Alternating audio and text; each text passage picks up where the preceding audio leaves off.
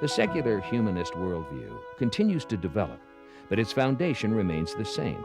Its theology is atheism, its philosophy is naturalism, and its ethics are relativism. Secular humanists base their biology on Darwinian evolution, their psychology on monistic self-actualization, and their sociology on a more open definition of family, a world state, and ethical society. Secular humanists hold to man-made or positive law. They base their politics on a notion of world government. Many base their economics on socialism, and their view of history is historical evolution. The theological perspective of secular humanism is atheism. Nearly all modern-day humanists are atheists. Every philosophy starts with an assumption about ultimate reality. What is the ultimate real? What philosophers call, what is your ontology, your metaphysics? And certainly secular humanism starts with the assumption that there is no God, that the universe created itself in some way, is self-generating, has evolved from chaos into order, that living things evolved from the slime. And it's because they believe there is no need for God to create the universe that therefore the ultimate source of truth and knowledge is humans, and humans are the only rational beings on the earth. Isaac Asimov, the well-known author and former president of the American Humanist Association, declared, "I am an atheist out and out." Atheism permeates their writings and literature. They argue that science and the scientific process have rendered the idea of God obsolete. I'm a skeptical atheist. I'm an agnostic. I've looked at the God question. I've examined whether God exists. I've examined the revelation of the Bible. And I don't think the case has been made using science. Therefore, I would consider myself as an agnostic basically, but do not believe there is sufficient evidence for the claims of theism, so I'm a non-theist.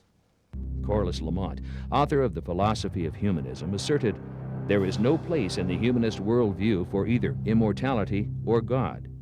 Humanism contends that instead of the gods creating the cosmos in the form of human beings given rein to their imagination, created the gods. The Humanist Manifesto, too, is even stronger in its rejection of God. We can discover no divine purpose or providence for the human species. While there is much that we do not know, humans are responsible for what we are or will become. No deity will save us. We must save ourselves. To say we must save ourselves, I mean we must solve our own problems, create our own futures. Now, the great problem is ecological.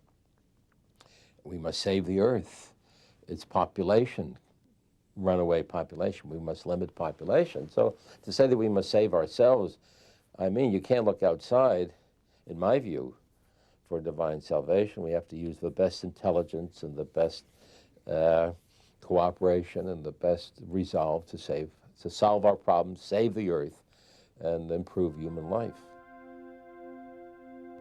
Atheism is the beginning and end of secular humanism's theological foundation.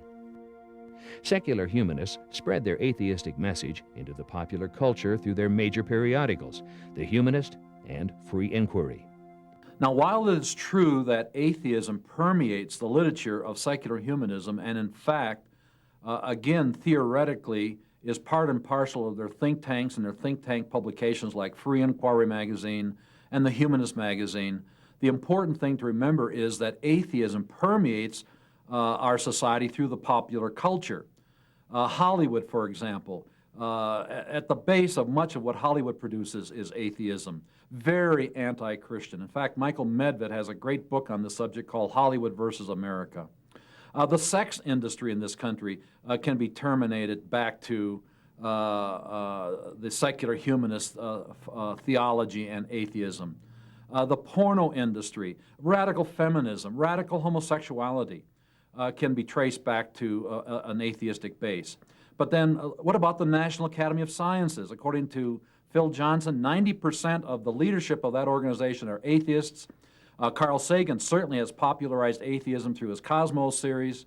And then education, come on. Our public education today is at its root atheistic. There is no God left in the schools. Prayer has been ruled out. The Bible has been ruled out, the Ten Commandments. I mean, it's just one thing after the other. it is very obvious that atheism reigns supreme even in our educational system.